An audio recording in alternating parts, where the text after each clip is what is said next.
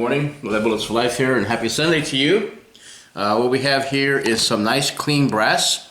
And this brass was donated to me by none other than Mr. Dummy Round himself.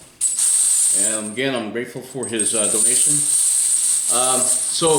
This is range brass they picked up from a local range.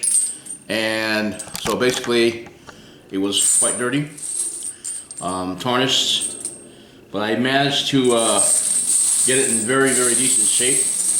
I didn't count the exact amount of brass, but I did count the 10mm brass, those 39 pieces of brass. And then yesterday at the range, I had found about 3 more, and they were nickel plated, and I actually trimmed those actually.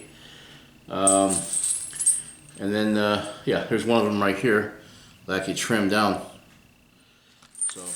So while inspecting the brass, I come across a few 10mm brasses that looked unusual. Here's one right here. Now if you look, it's a small pistol primer. Now I had trimmed a couple of them before I realized what I had did. So I set those aside, and I think I had about, I think there's 8 of them here. 4, 5, 6, 7, 8, no, 10. Okay, so 10 of them, I separated them. And I kept the ones with the large pistol primer in it. So right now what we're going to do is we're going to go ahead and separate these. And I have my trusty Dollar Tree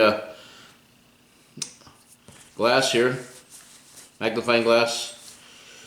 And we're going to go ahead and look at these and check for head stamps. So here's a 10mm. Put that one aside. And for the regular ones, 40s from the West, we're going to use the basket here. The primers are still in there.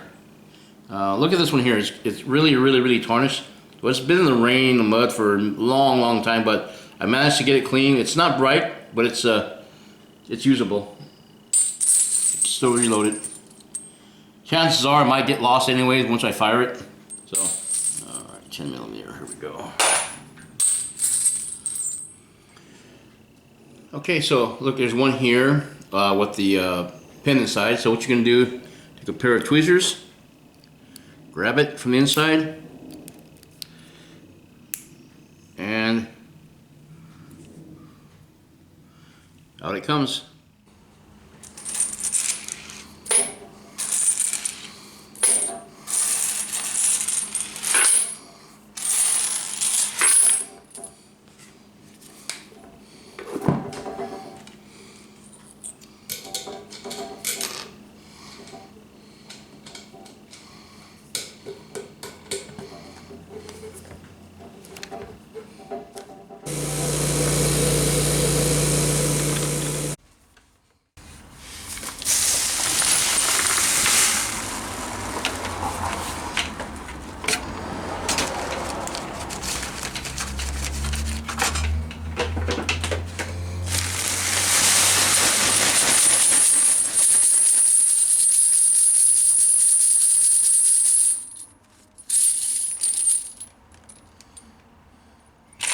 Alright, cleaned, polished, sized, decapped, and now expand.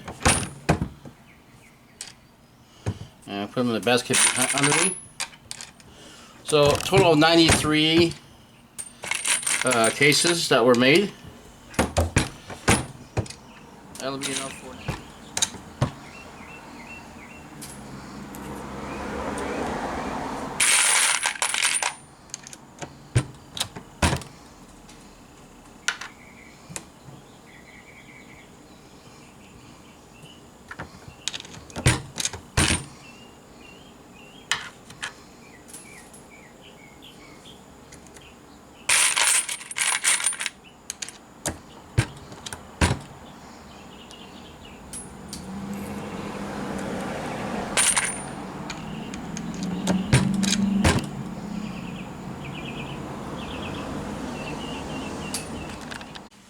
Okay, so we got 92 10mm short, loaded with 4.3 grains of HP38, my favorite load.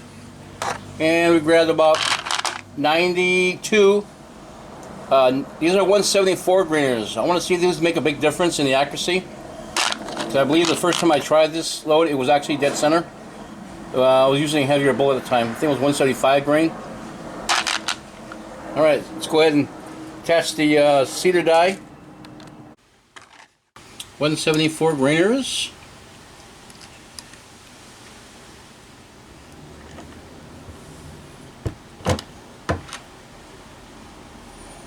Looking good.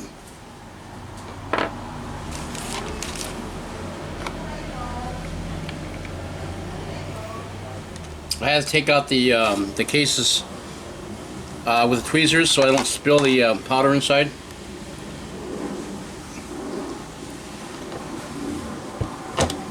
So they make a good tool for plucking out the case loaded with powder. This way I don't drop them.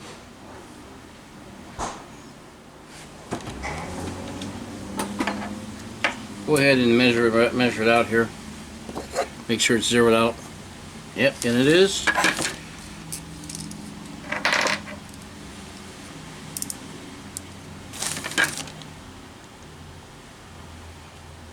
$14. Well, a little bit deeper. Go 13. 5 or so.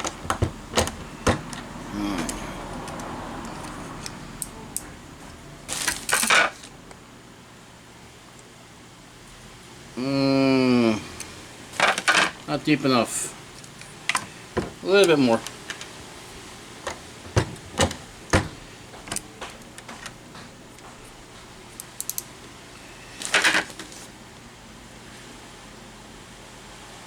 $13.5.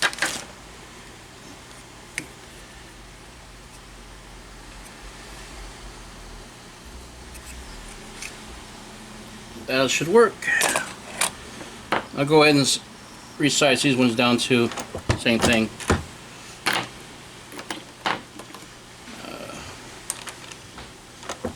So every time you twist this on and off, you know, you might have to readjust your depth again. I'd like to give me some locking rings for that.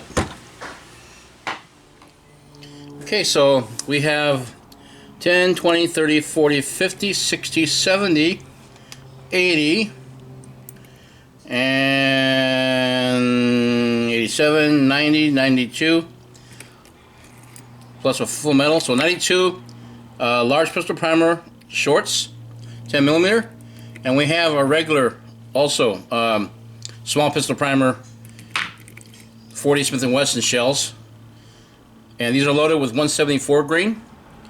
Now, the reason why these are separate, these ones here are measured at 1.350. These three here are measured at 1.50.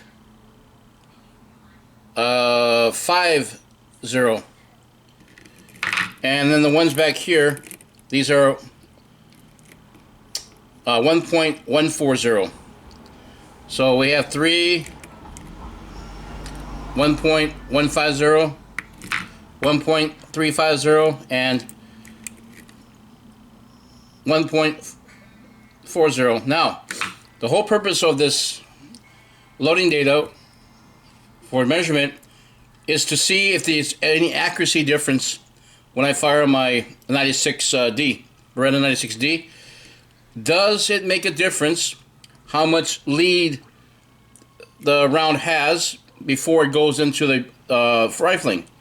So the theory is closer to the rifling, the more accurate, because it's more straighter. There's less jump. It may not make a big difference. Since the bullet is a heavier bullet, it has more bearing surface. Bearing surface means that it stays in the shell longer until it reaches the throat and then to the rifling. But if it's closer to the rifling with a less jump, it should be able to go in straight without any deviation, causing better accuracy.